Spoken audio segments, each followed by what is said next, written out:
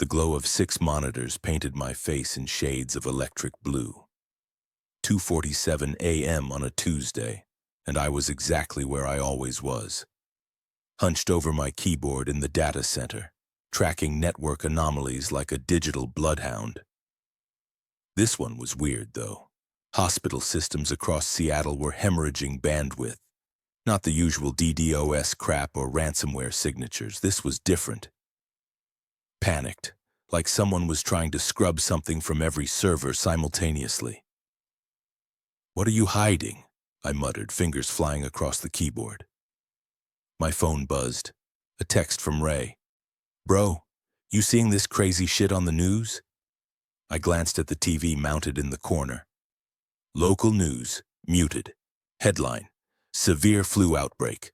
Hospitals overwhelmed. I grabbed my phone. Worse than news. We need to talk. In person. 3 dots appeared. Disappeared. And appeared again. "You're scaring me, man." And I don't scare easy. That made 2 of us. I pulled up my social media scraping algorithms, a pet project I'd been running for years, monitoring Seattle's digital pulse. The patterns were wrong. Videos appearing and disappearing within minutes. Mentions of violent patients getting deleted by the thousands. Someone was cleaning house and they were doing it badly. I needed the dark web. 20 minutes later, past 3 layers of encryption and a Tor browser that made my corporate security certification cry. I found it. A whistleblower post from Seattle General Hospital, time-stamped 4 hours ago. The medical terminology was dense, but the message was clear. Patients were dying from the flu, then they were getting back up, and they were attacking staff. "No way," I whispered. No fucking way."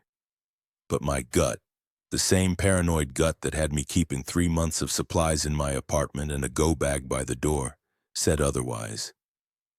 I pulled up a document I'd been maintaining for 5 years. SHTF protocol, the file was called. Shit hit the fan protocol. My ex-wife used to mock me for it. "You're preparing for the apocalypse, Orion? Really?" "Yeah, well, who was laughing now, Jennifer?" Step 1. Verify threat.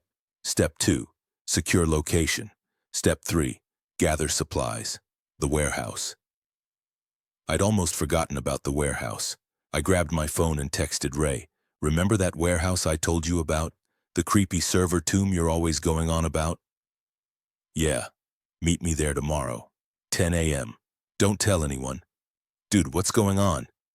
I stared at the whistleblower post on my screen, at the deleted videos, at the network traffic that screamed cover-up. "I'll explain everything, just trust me." A long pause. "Fine. But you're buying me breakfast." I allowed myself a small smile. Deal. I had about 18 hours to convince my best friend that the world was ending. No pressure. Ray's food truck pulled into the industrial lot at 10:03 a.m., 3 minutes late. Typical. The truck itself was a rolling advertisement. Ray's Killer Tacos blazed across the side in letters that could probably be seen from space.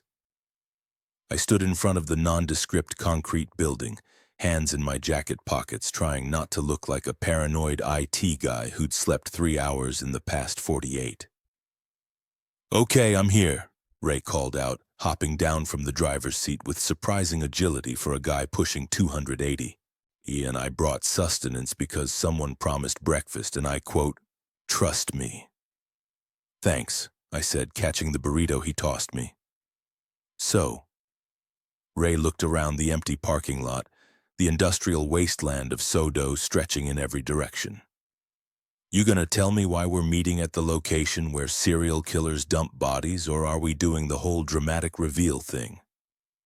"Come inside." The warehouse was exactly as I remembered it. 2,500 square feet of reinforced concrete, high windows frosted with years of grime, and the lingering smell of old electronics. Server racks lined one wall, most of them empty now. The company that had leased it was downsizing. I'd swooped in, signed a sublease, Paid 6 months in cash, no questions asked. Jesus Christ, Ray whispered, staring at the setup. You actually did it. You built a doomsday bunker. It's not a bunker, it's a data storage facility. With a diesel generator? Ray pointed at the industrial backup system in the corner. Redundancy is important. And water filtration? Ray was walking now, taking it all in. And is that a gun safe? I have a security clearance. It's legal. Ray turned to face me. Orion, what the hell is this? So I told him everything. The network anomalies, the deleted videos, the dark web post about patients dying and coming back. I showed him the footage I'd managed to download before it got scrubbed. Shaky phone camera, a hospital corridor, something that looked human but moved wrong, moved hungry, chasing a screaming nurse out of frame. Ray watched in silence. When it ended, his face had gone pale under his beard. That's downtown, he said quietly. That's Seattle General. That's 5 miles from here. Yeah? And you think this is real, like actual zombie shit? I think something's happening, something bad. And I think the government's trying to cover it up, which means they've lost control. Ray sat down on a server rack, the metal creaking under his weight. My supplier didn't show up this morning, 3rd time this week. Did he say why? No, just didn't show. And usually he's blowing up my phone about payment. We looked at each other. So what do we do? Ray asked. I pulled out my protocol document. We prep. Convert this place into something we can actually survive in. 1 week. We get everything we need, seal up, and wait it out. And if you're wrong, and if this is just some weird flu thing and it all blows over, then you get free tacos for a year. Ray laughed, but it was hollow. Bro, you're either crazy or a genius. Jury's still out. I know. But... Ray stood up, extended his hand. If you're right, we're gonna need more than just guns and generators. We're gonna need food. A lot of food. And I know people. I shook his hand. Then let's get to work. We spent the next 3 hours walking through the warehouse, making lists, arguing about priorities. Ray kept circling back to the food truck. We bring it in here, he said. Full kitchen, industrial grade. If we're stuck here for months, we might be. Then we're not eating MREs the whole time. My sanity's worth more than that. Fair, Ray scribbled on his notepad. I got a buddy at a restaurant supply company. His wedding just got canceled, like high-end wedding, hundreds of guests. They're sitting on 500 pounds of rice, beans, canned goods. I can probably get it cheap. Do it. And I know a guy. What kind of guy? Ray grinned. The kind of guy who doesn't ask questions when you buy body armor and MREs in cash. I love you, man. Yeah. You're buying the beer for this operation, though. We made our lists, split up the tasks. I would handle the technical upgrades, solar panels, security expansion, communications.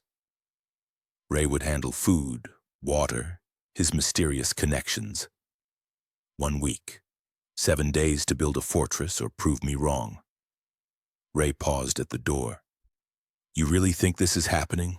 I looked at my phone. The news was still calling it a flu outbreak. But my network monitors showed Seattle General's entire system going dark, 1 server at a time. Yeah, I said. I really do. Ray nodded slowly. Then we better not fuck this up. 1 week to save our asses, I said. No pressure. He flashed me that grin, the one that had gotten us through college, through my divorce, through every shit show life had thrown at us. Hermano, he said, when have we ever done anything the easy way? Day 1, I was on my roof at 6 a.m. wrestling with solar panels in the October drizzle that Seattle called weather. 20 panels, each one weighing 50 pounds, each one absolutely critical if we were going to make it through winter without burning through our diesel. My phone rang. Ray, of course. Please tell me you're not doing manual labor before sunrise, he said. Solar array, 5 kilowatts. Redundant power is important. Yeah, I got the memo. I could hear him yawning. Meanwhile, I just scored 2 Tesla Powerwalls from a construction site in Bellevue. I nearly dropped the panel I was holding. You stole them? Borrowed aggressively, they were just sitting there, and it's not like Tesla's gonna miss them when the world ends. Ray, relax. Left cash. Probably more than they're worth. But here's the thing. They're heavy as hell, and I need you to help me install them. I'm in the middle of Orion, brother. We have 6 days left. Multitask. He had a point. Day 2, the news got worse. Riots in Capitol Hill, the anchor said, her professional mask starting to crack. National Guard has been deployed. Citizens are advised to shelter in place. I was at a gun show in Tacoma, in leveraging my security clearance for the background checks, trying not to look like I was preparing for war. AR-15 Glock 19 ammunition in bulk. The dealer, a grizzled guy with marine tattoos, didn't even blink. Prepper? He asked. Something like that. Smart man? He slid the paperwork across. Between you and me, I'm closing up shop after today, getting out of the city. Where are you going? He smiled. Anywhere but here. I loaded everything into my car and drove to a veterinary supply distributor. Antibiotics, surgical tools, anything I could get without a medical license. The receptionist looked at me like I was crazy. Research project, I lied. She didn't care enough to ask questions. Ray, meanwhile, was hitting every Costco in a 50-mile radius. Water, bulk snacks, hygiene supplies. He sent me photos, shopping carts loaded like he was preparing for a decade, not weeks. You're gonna owe me for the therapy I'll need after this, he texted. Add it to my tab, I replied. Day 3, Ray's guy turned out to be exactly what I expected. A dude named T-Bone who ran a military surplus operation out of a storage unit in Kent. Body armor, MRES, water purification tablets, all cash, no questions. Apocalypse shopping? T-Bone asked, loading boxes into Ray's truck. Does it matter? Ray said. Nah, man. Just curious if you know something I don't. Ray and I exchanged a look.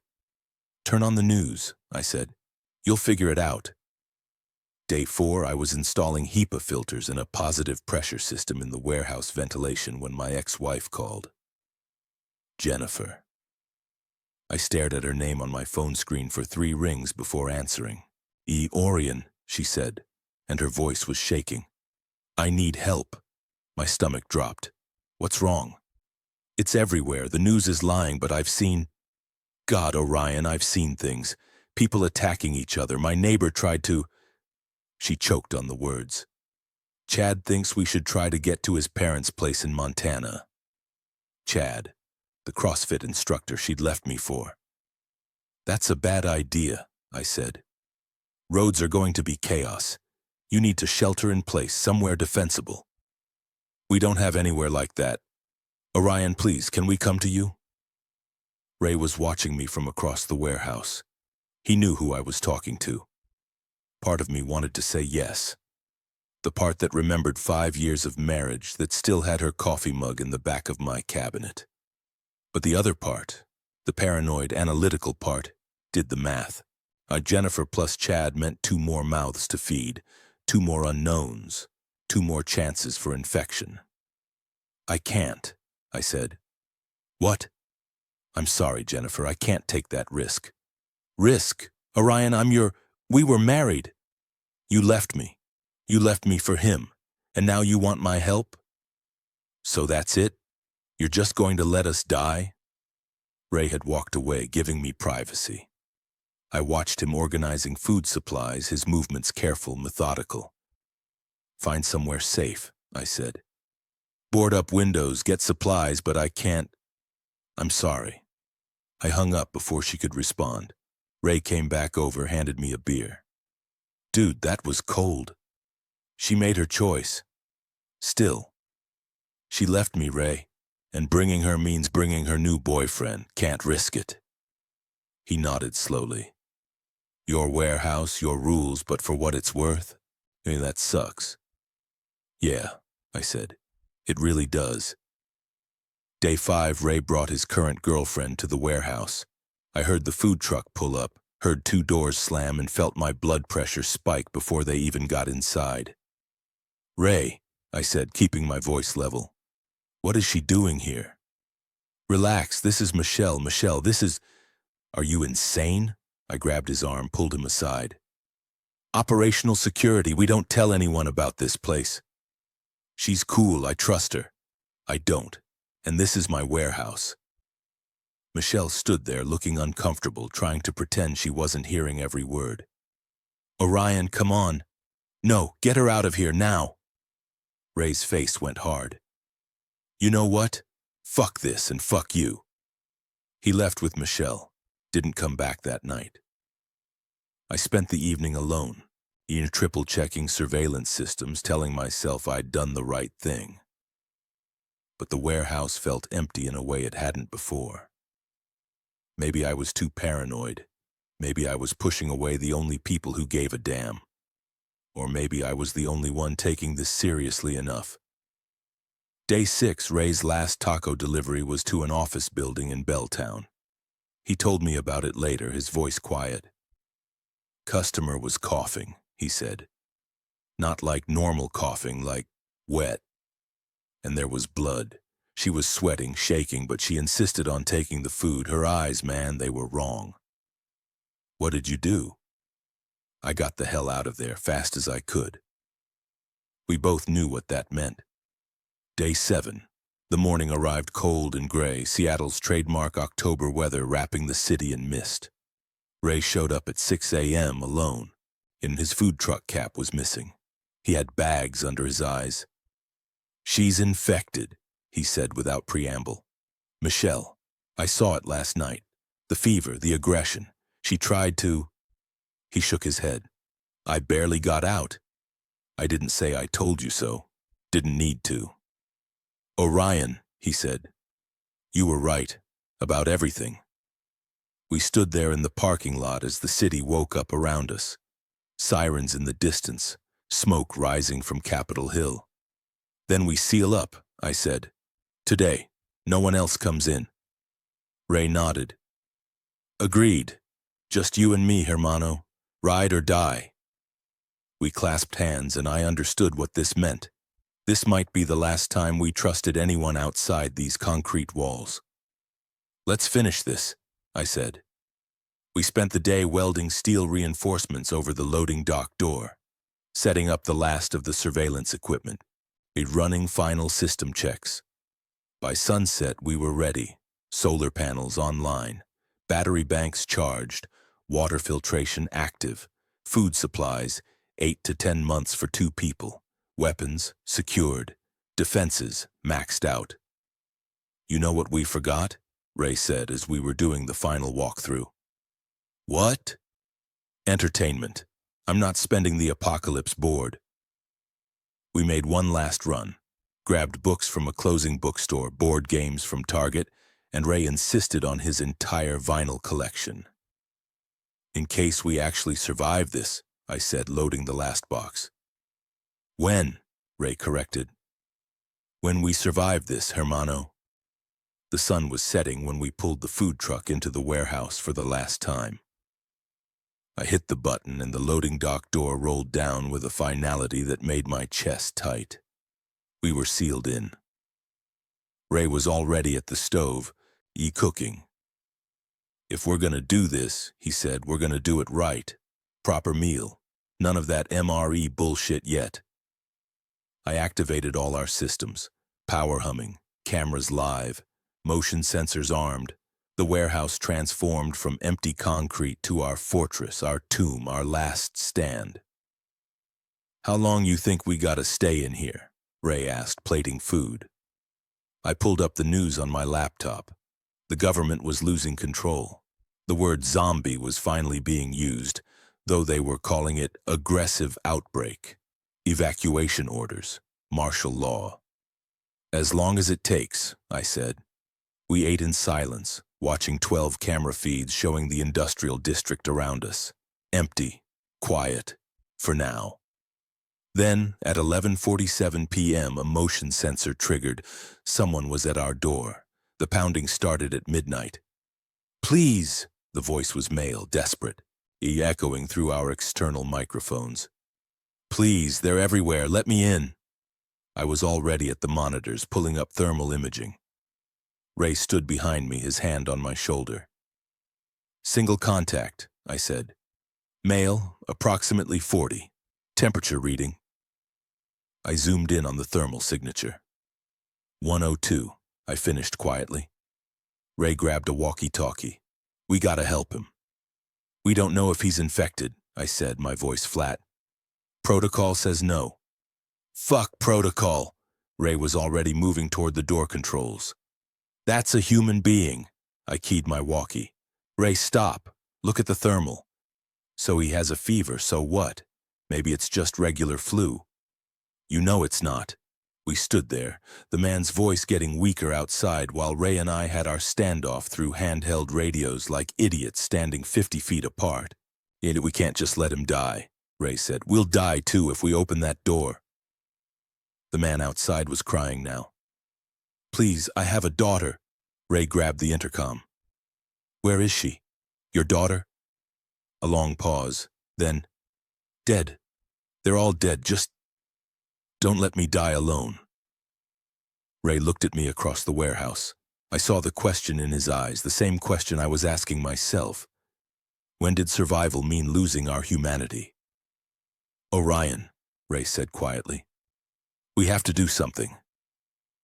I made a decision, maybe the wrong one, but it was mine to make. I activated the intercom. What's your name? David Chen. David, I'm Orion, I can't let you in. You're showing signs of infection, but I won't let you die alone. Thank you, he whispered. For the next 3 hours, I talked to David Chen through the intercom. Ray sat beside me, tears running down his face while this stranger told us his story. He'd been an accountant. His daughter was Emma, 6 years old, loved dinosaurs. His wife had died 2 years ago, cancer. Emma was all he had left. She turned first, David said, his voice getting weaker. I had to stop her. My own daughter, and then I felt it, the fever. I knew I was next. You did what you had to do, I said. Did I? Or am I just a coward who killed his little girl? You protected her from what she would have become. At 3:17 a.m., David Chen died. We heard it through the microphone, the sound of his body hitting the concrete. At 11:45 a.m., the thermal cameras showed his temperature spiking to 106 degrees Fahrenheit. At 12:03 p.m., David Chen stood up. He shambled away, joining the growing number of infected in the industrial district. Ray threw up in the bathroom. I didn't sleep for the next 36 hours. This is fucked, Ray said on day 2 of lockdown, staring at the monitors. All of this. You want to survive or you want to feel good? He turned on me, eyes red. I want to be human, not whatever this is. Then you're going to die, I said flatly. Because humanity's a luxury we can't afford anymore. We didn't speak for 2 days. Over the next week, 12 more people found our warehouse. Some begged like David. Some threatened, pounding on the door, promising violence if we didn't let them in. Some just collapsed outside, too weak to even ask. We watched them all die, watched them all come back. The thermal cameras became our Bible. Each infected ran hot, 105 to 108 degrees Fahrenheit. Their metabolism burning through their bodies like wildfire. I wrote new protocols. Thermal scan plus 48-hour observation before entry. Not that anyone was passing the test. You're still thinking someone might pass? Ray asked on day 15. We were talking again, mostly out of necessity. Hope isn't dead yet, I said. Could have fooled me. Week 3, Ray cooked my favorite meal. Carnitas, rice, his grandmother's recipe for beans. The smell filled the warehouse, making it feel almost normal. "I'm sorry, hermano," he said, sliding the plate across. "You were right. About the protocols, about all of it." "I'm sorry too," I said, "about being an asshole." "You're always an asshole. I'm used to it." We both laughed. First time in weeks, it felt good. Like maybe we were still human after all. We toasted with whiskey Ray had hidden in his food truck. "To being assholes," he said. "Together." "Together," I agreed. The warehouse had settled into a routine, morning system checks while Ray made breakfast, monitoring news and cameras, maintenance. Evening meals that Ray turned into events because, God help us, we needed something to look forward to. We slept in shifts, one person always awake, always watching. Power systems holding, solar plus diesel, we could go indefinitely if we rationed. Water filtration working perfectly. Seattle rain was good for something. Food for another 7 months. We were going to make it. That's what I thought at 11:34 p.m. on day 23 when the motion sensors triggered again. But this time was different. Multiple contacts. 8 of them. Moving fast, organized, searching warehouses systematically. Not shambling. Not infected. "That's not infected," I said, zooming in on the thermal. "That's survivors. Armed survivors." Ray came to stand beside me. "Looking for supplies?" I watched them work their way down the industrial park, building by building. Professional. Methodical. "Looking to take them," I said. The group moved like soldiers. 8 men, all armed, checking each warehouse with practiced efficiency. Their leader was a big guy, 6'4", maybe 250 pounds of muscle, carrying an AR-15 like it was part of his body. Military bearing. Probably a Marine. "We got guns," Ray said, his hand already moving toward the gun safe. "We could. 8 of them, 2 of us," I cut him off. "We stay quiet. Orion, we stay quiet." We watched them approach. And they didn't break into the other warehouses, just checked them, marked them on a tablet, moved on. Organized, disciplined. Then they reached ours. The leader stopped, studied the building. Even through the camera, I could see him taking in every detail. The reinforced door, the security cameras, the fact that power was clearly on. "This one's sealed tight," he said to his guys. "Concrete, reinforced." One of them, a shorter guy with a shotgun, shrugged. "Worth the effort?" The leader looked up right at the camera and waved. "Shit," I muttered. He pulled out a megaphone. "We know you're in there. We just want to talk." Ray and I looked at each other. I activated the external speaker. "This is private property. Leave now." The leader laughed, actually laughed. "Or what? You gonna call the cops?" Ray grabbed the internal comms. "Let me talk to them." "No, we don't engage. Orion, they're not leaving, and you know it." He had a point. I watched the thermal. 8 contacts, all running normal temperatures, not infected, just desperate, or smart, or both. Ray grabbed the external speaker before I could stop him. "You want to trade?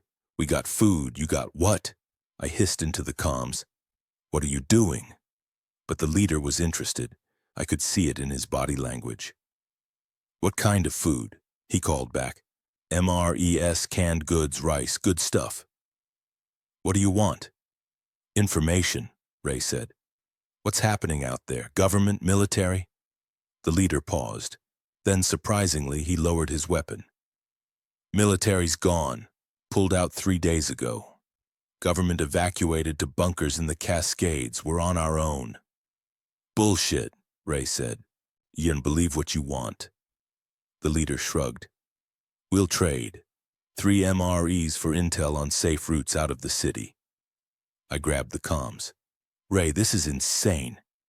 "It's also smart. We need to know what's out there." I wanted to argue. Every instinct screamed at me to say no. But Ray was right. Information was worth more than 3 MREs. Fine, I said. Dead drop only. We slide supplies through the door, you slide intel back. Fair enough. We set it up. Opened the loading dock 6 inches. Just enough to slide packages through, not enough for anyone to get in. I kept my AR trained on the gap the entire time. Ray slid 3 MREs through. The leader slid back a map, hand-drawn, detailed, marked with infected concentrations, safe zones, abandoned military checkpoints. You boys got a good setup here, the leader said. Sid, but winter's coming. Seattle winter means clouds, no solar power. You thought about that. Through the camera, I saw Ray's face go pale. He hadn't thought about it. Neither had I. Fuck. We'll manage, Ray said into the speaker. The leader smiled. Sure you will. When you change your mind, we're at the stadium, CenturyLink. Bring supplies, we'll let you in. Or don't. Die in your concrete box. They left. Professional. Organized. Scarier than the infected in some ways. Ray and I stood in silence, staring at the map. Seattle winter, I said finally. 8 hours of daylight, frequent cloud cover. Solar drops by 60 to 70%. And our diesel? I pulled up my spreadsheets. 3 months, maybe 4 if we ration aggressively. Shit. Yeah. The map showed a military checkpoint at the port of Seattle, and if the military evacuated, they might have left supplies, medical supplies, more importantly, fuel. We need to do a run, I said. Ray turned to look at me. Did you just suggest leaving the warehouse? You? Mr. Protocols and Safety? I also suggested we'd run out of power in 3 months. Port of Seattle is 3 miles through infected zones. Yeah. You know this is insane, right? Completely, I said. That's why you're perfect for it. Ray laughed despite himself. Asshole. That's why you love me. When did you become the one willing to take risks? When I realized we can't hide forever. Character growth. I'm proud of you, hermano. Don't get used to it.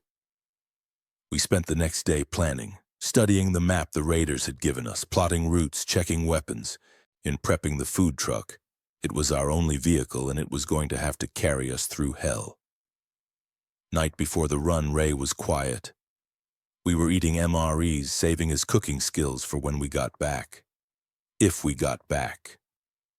You know, he said finally, this is crazy. You mentioned that, like truly batshit insane. Also mentioned, we could die tomorrow. We could die today, could have died last week, could die next week. Ray set down his fork. I need to say something, in case, you know. Ray, just listen. You saved my life, not tomorrow. But when you asked me to help prep this place, you gave me purpose again. After the failed restaurant, the bad relationships, all that shit. You gave me a reason to keep going, and I know I joke a lot, but you're family, real family, so thank you. I didn't know what to say. Ray wasn't usually this serious. Your family too, I managed finally, and families stick together. Even in the apocalypse? Especially in the apocalypse. We fist bumped. Tomorrow we'd break our own protocol. Tomorrow we'd leave the fortress we'd built. Tomorrow might be our last day. But tonight we were together, and that had to be enough. Dawn broke cold and gray over Seattle. Ray and I stood in the warehouse, suited up like we were going to war. Because we were. Body armor, the stuff Ray's guy T-Bone had sold us. Heavy, uncomfortable, might stop a bullet, might stop teeth. Weapons, me with my AR-15 and Glock 19. Ray with his Mossberg 500 shotgun, a .357 revolver, and Jesus Christ, a meat cleaver. Don't judge, he said when he saw me looking. I wasn't going to. You were absolutely going to. Okay, maybe a little. We loaded the food truck, medical kits, ammunition, water, Enough supplies for 24 hours if things went bad. I stood at the loading dock controls, finger hovering over the button. We stick to the route, I said. No deviations, no heroes. No heroes, got it, Ray grinned. Except if you need saving, then I'm a hero. Ray, relax, hermano. Let's go get our apocalypse shopping done. I hit the button. The loading dock rolled up for the first time in 6 weeks. Sunlight flooded in. Cold October air, the smell of smoke and decay. Seattle was dead. We pulled out slowly, Ray driving, me scanning with the thermal camera. The industrial district was quiet. Too quiet.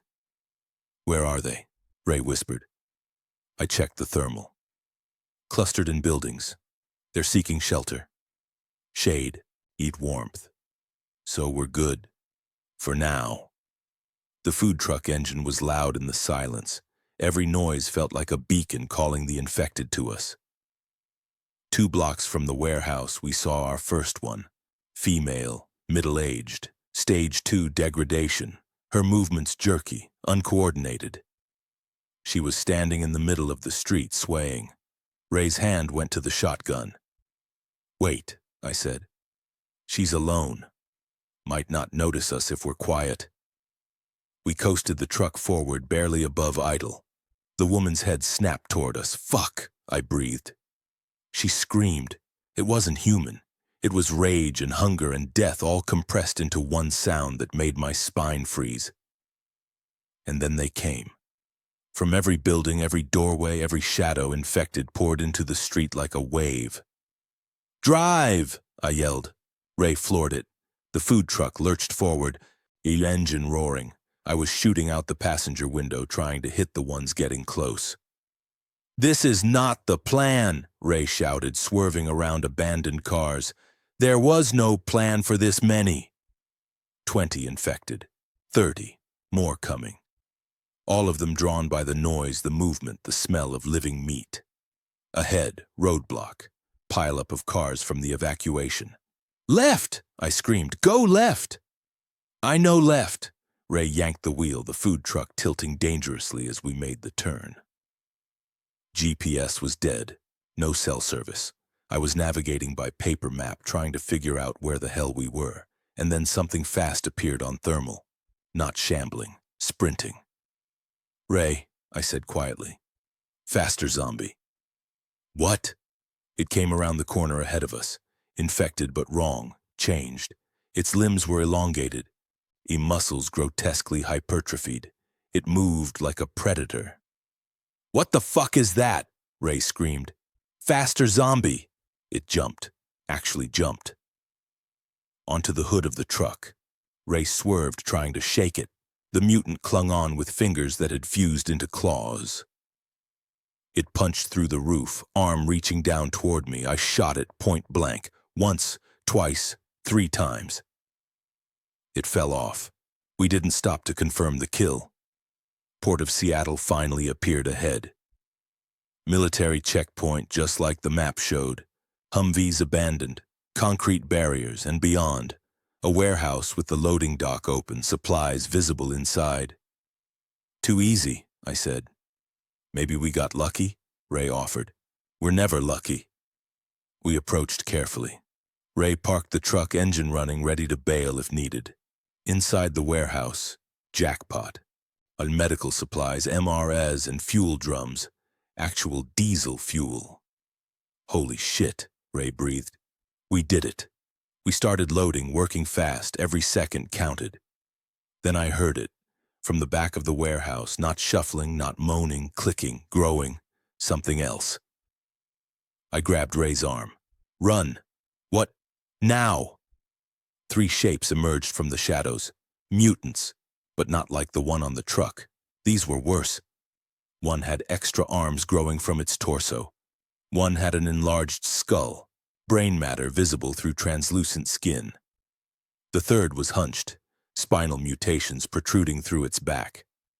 All of them fast, all of them coordinated, all of them looking at us with something that might have been intelligence. What the actual fuck? Ray shouted.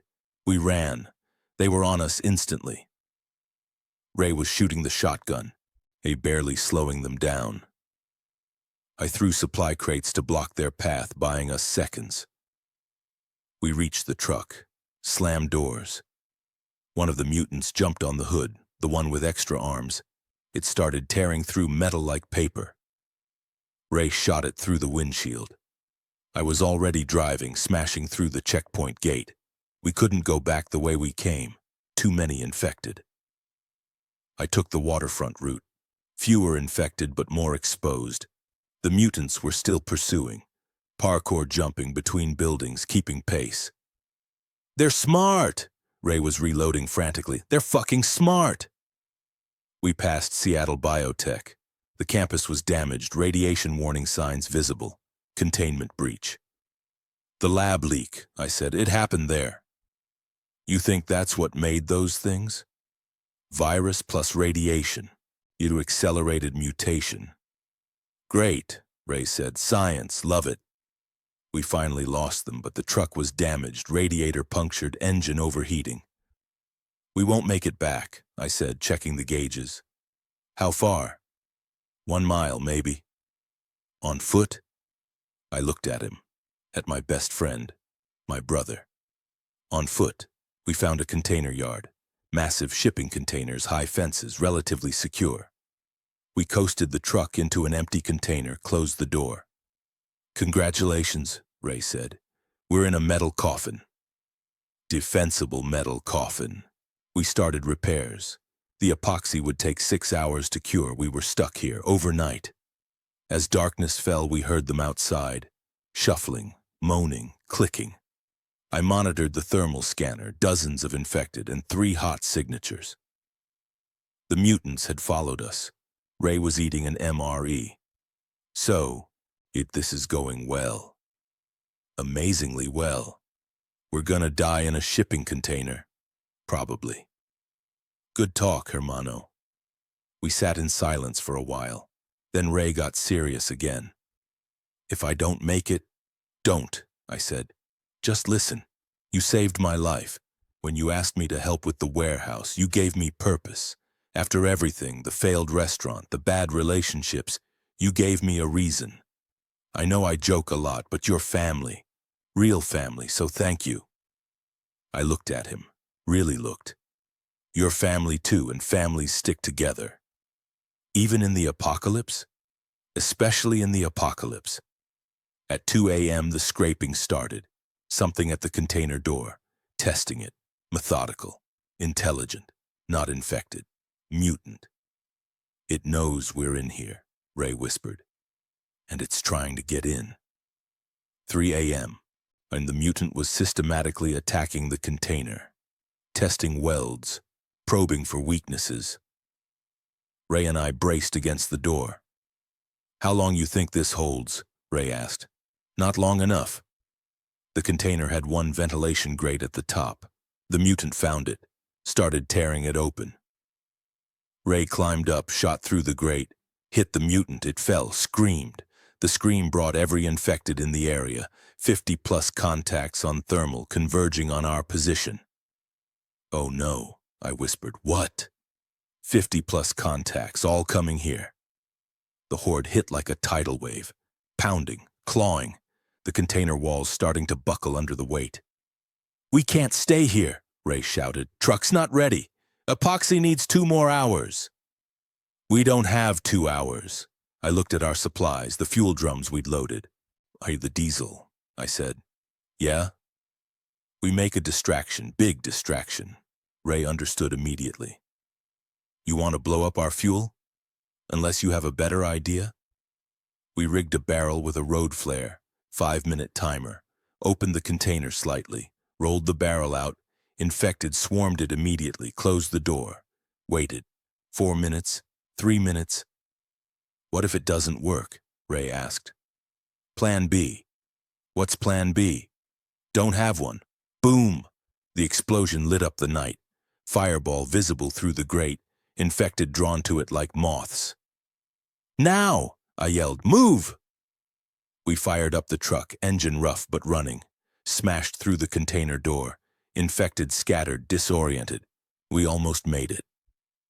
Then the mutant appeared. Burned but alive, it jumped on the hood. Ray swerved, couldn't shake it. Either it was clawing through the windshield. I emptied my entire pistol into it. Finally went down.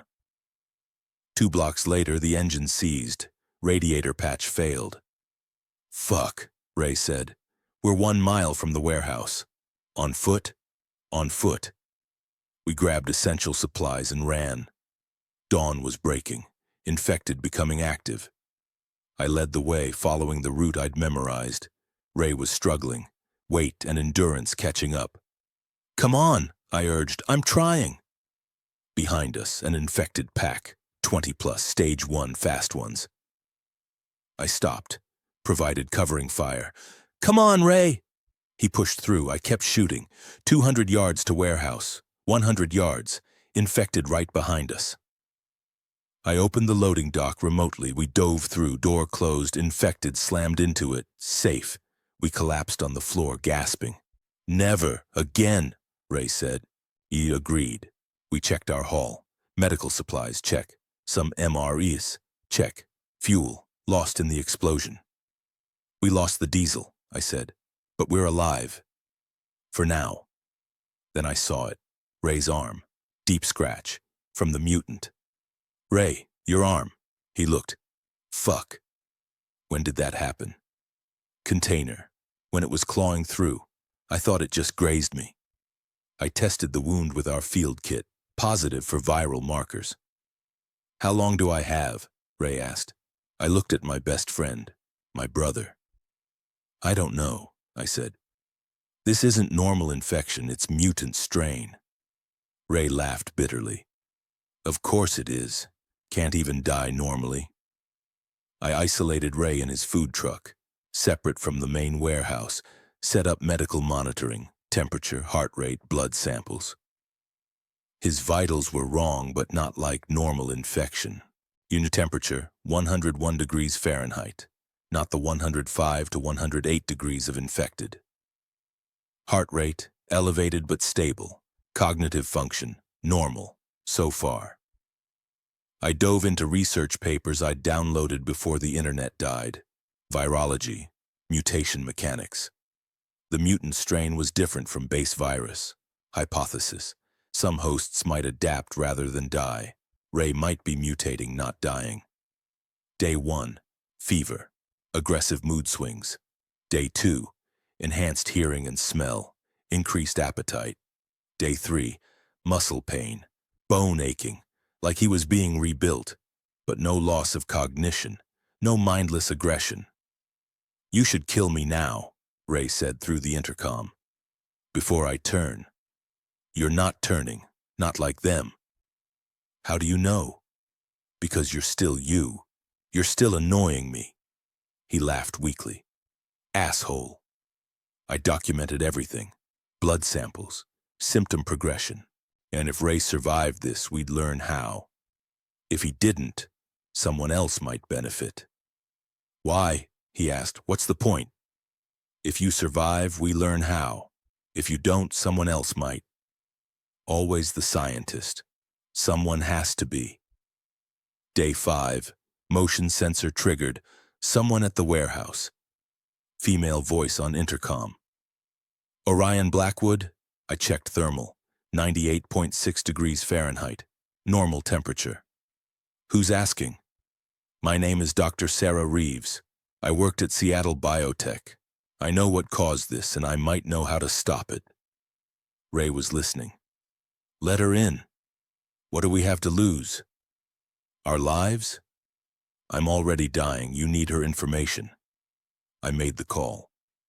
How do I know you're not infected? You have thermal scanner, right? Check. I'll wait. 98.6 degrees Fahrenheit. Normal. I'm going to let you in, I said. But if you're lying, I'm not. And Orion? We don't have much time. Dr. Sarah Reeves entered through the airlock I'd built. 42, disheveled, carrying a laptop like it was the Holy Grail. 48-hour observation protocol. She agreed without hesitation. Through the intercom, she explained everything.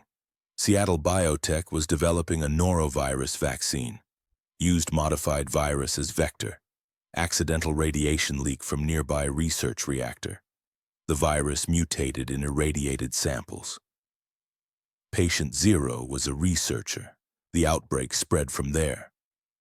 Your friend, she said, reviewing my data on Ray. He was infected by mutant strain, not base virus. His immune system is fighting it differently. He's adapting, becoming something new. Is that good or bad?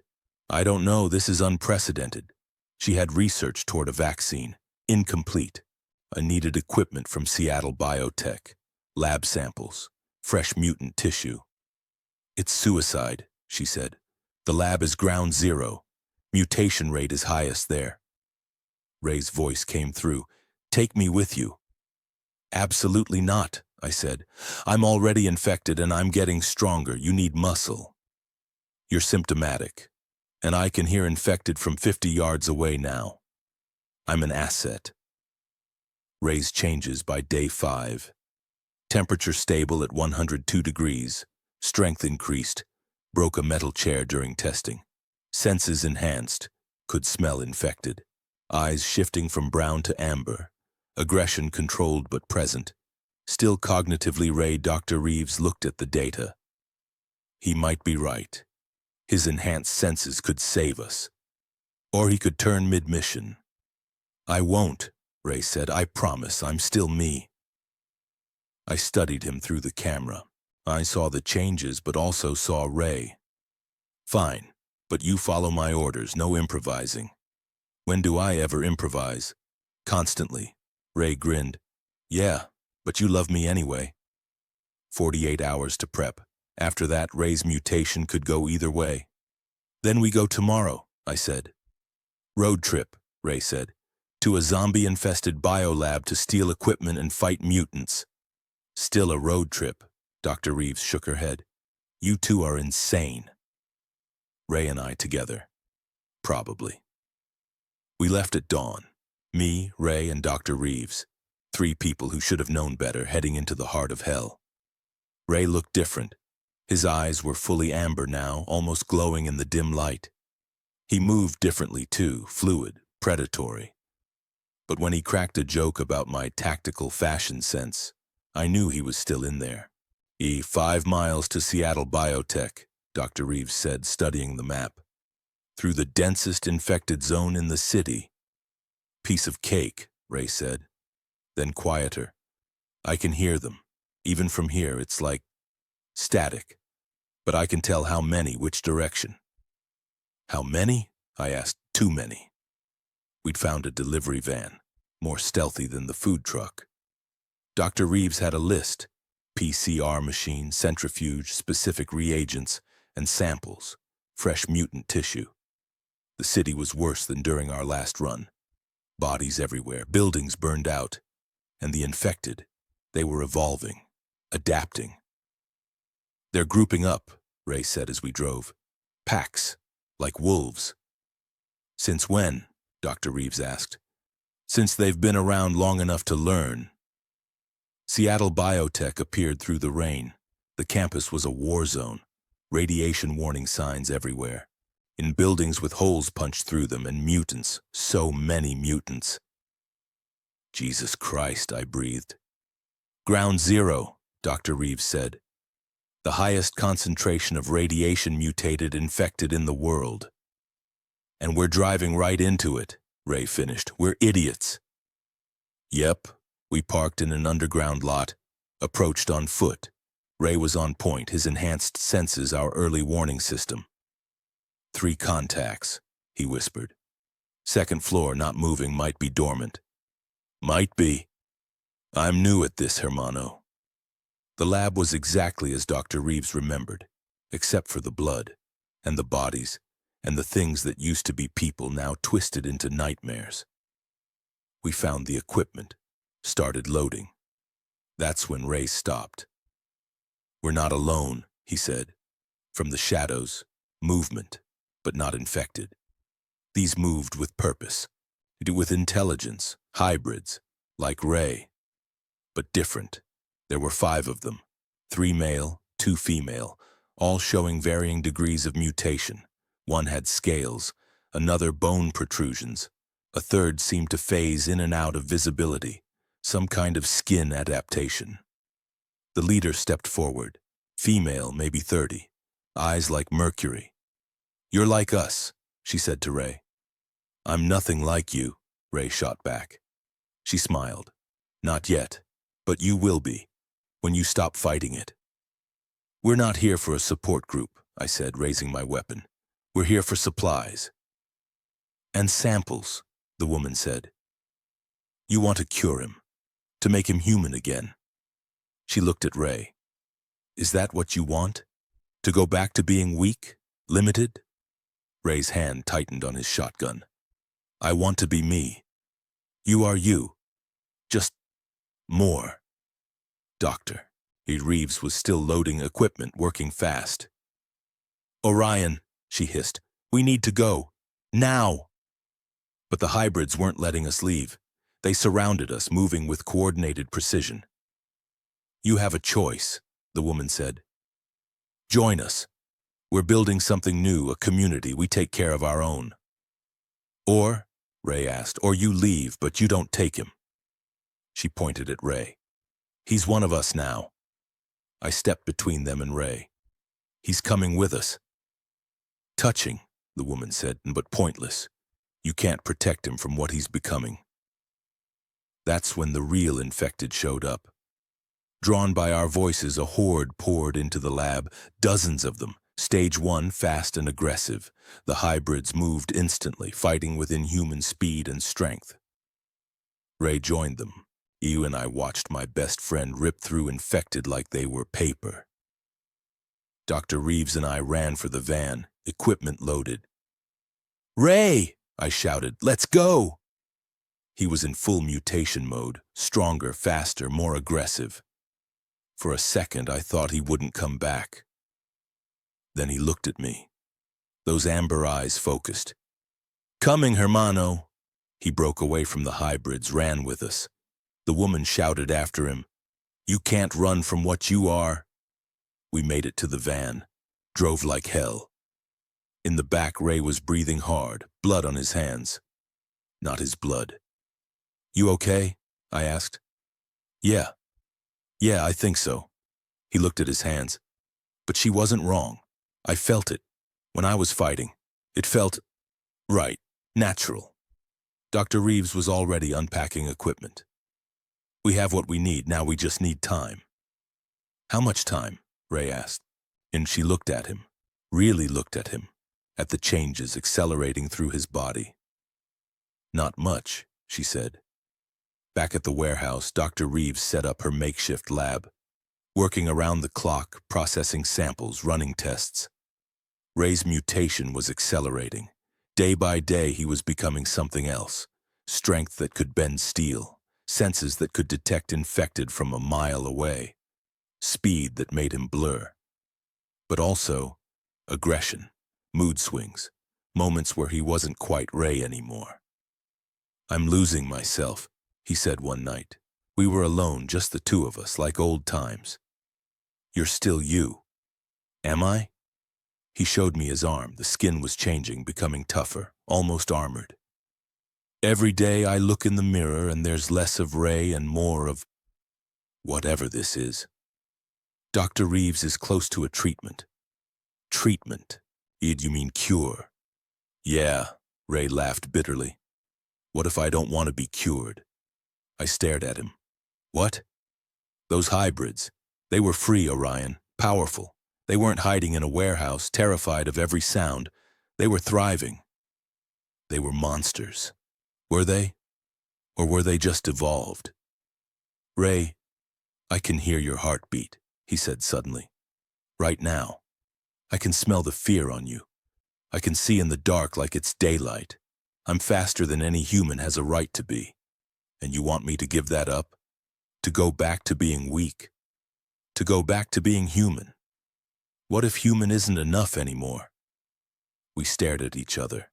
My best friend, my brother, becoming something I didn't recognize. Dr. Reeves came in. "It's ready." The cure? I asked. Treatment, she corrected. It might stop the mutation. You might even reverse some of it. Or... She trailed off. Or what? Ray asked. Or it might kill you. This is experimental, untested. We're in uncharted territory. Ray looked at me. Your call, hermano. My call? You're the brain. I'm the heart. You make the smart decisions. I looked at the syringe Dr. Reeves was holding, at my best friend, half human, half something else, at the choice that would define both our futures. I can't make this choice for you, I said. Sure you can, that's what brothers do. Ray, just tell me, do you want me human, or do you want me alive? I thought about David Chen, about all the people we'd watched die outside our walls, about Jennifer, about every choice I'd made in the name of survival. I want you to choose, I said finally. I want you to decide what you want to be. Ray smiled. Wow, actual character growth. I really am rubbing off on you. He took the syringe from Dr. Reeves. If this kills me, he said, you're not allowed to feel guilty. You're allowed to move on. Find someone else to annoy you with food puns. There are no food puns in the apocalypse, Ray. Not with that attitude. He injected himself. For 3 days, we didn't know if he'd live. Fever spiked to 104. His body convulsed. The mutation fought back, trying to complete its transformation.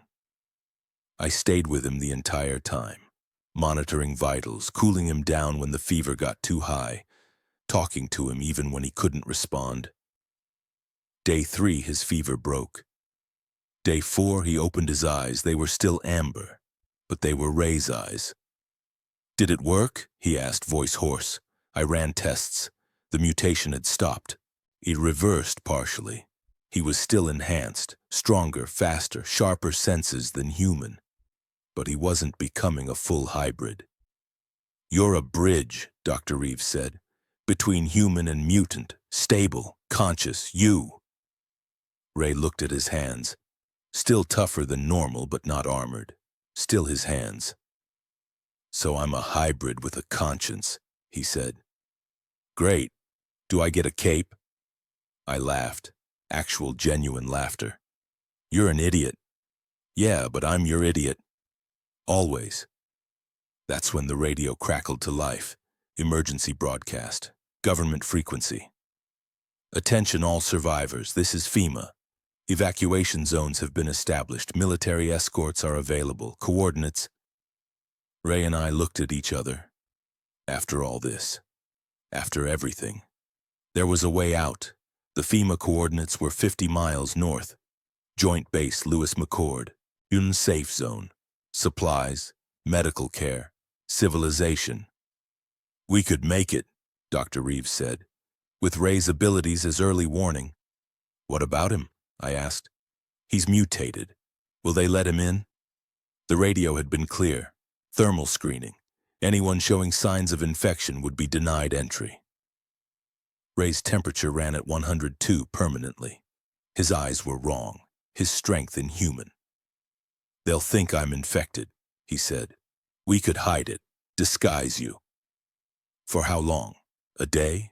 A week? Eventually they'll find out. We had 48 hours to decide. Stay in the warehouse, ride it out alone, or risk the journey to FEMA, knowing Ray might not be allowed in. That's when the raiders came back, 8 of them, led by the same guy from before, but this time they weren't negotiating. We know you got a scientist in there, the leader said through a megaphone. We know she's working on a cure. Hand over her research, or we take it. Over my dead body, I said into the speaker. That can be arranged. They had more weapons now, more people they'd been recruiting. Orion, Dr. Reeves said, my research could save thousands, maybe millions, if it falls into the wrong hands. It's not falling into anyone's hands. Ray checked the armory. We got enough ammo for maybe an hour of sustained fighting.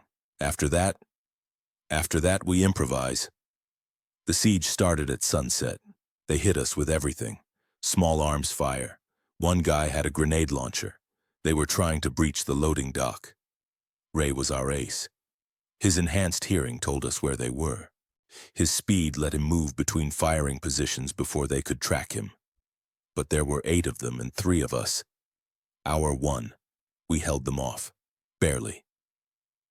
Hour 2, they breached the outer perimeter, got into the parking lot. Hour 3, Ray made a decision.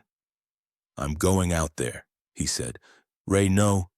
I'm faster than them, stronger. I can end this." "You'll die." "Maybe, but you'll live, and Dr. Reeves's research will live." He was gone before I could stop him. I watched on cameras as Ray became what he'd been fighting against. He moved like liquid death. Disarmed 2 raiders before they knew he was there. The others opened fire, but he was too fast. The leader finally understood what he was facing. "Mutant!" he screamed. "Fall back!" But Ray wasn't letting them leave, not after they'd threatened us, and threatened his family. When it was over, Ray stood in the parking lot covered in blood, breathing hard. The raiders were dead or fled. He came back inside. Wouldn't look at me. "I'm a monster," he said quietly. "You're my brother," I replied. "Monsters don't save their family." But we both knew something had changed. Ray had crossed a line, used his mutation not just to survive, but to kill. "The FEMA zone," he said. "You should go. Take Dr. Reeves, her research." "What about you?" "I'll stay. This warehouse, it's defensible. I can hold it." "Alone?" "I'm not alone anymore. Those hybrids, they'll take me in." "Ray, it's okay, hermano, really. You gave me a choice. Now I'm making one." The choice tore me apart. Leave Ray behind. Take Dr. Reeves and her research to FEMA. Save potentially millions, or stay. And keep my promise. Families stick together. I made a third choice. "We all go," I said. "Together. We disguise Ray, get him through screening, figure it out from there. Orion, they'll kill me when they find out. Then they'll have to kill me too." Dr. Reeves looked between us. "You're both idiots. Loyal idiots, but idiots." We spent 2 days prepping. Taught Ray to control his temperature. Through meditation, breathing exercises, anything that might drop his fever even temporarily. Contact lenses to hide his eyes, long sleeves to hide his skin. The journey to FEMA was a nightmare, infected everywhere. But Ray's abilities got us through. He could sense them before they saw us. Navigate us through safe paths. We reached the checkpoint. Thermal scan. Ray was running 99.8 degrees Fahrenheit. Just barely in normal range. They let us through. Right inside the safe zone. Humanity. Real people. Kids playing. Families reunited. It was almost enough to make you believe things could get better. Dr. Reeves immediately started working with military scientists. Her research accelerated. Within weeks, they had a working vaccine prototype. But Ray couldn't stay. The longer he was around normal people, the more his difference showed. Enhanced strength that he couldn't fully hide. Senses that picked up conversations from rooms away. "They're going to figure it out," he said one night. "Then we leave together." "No. You stay. Help Dr. Reeves, do good."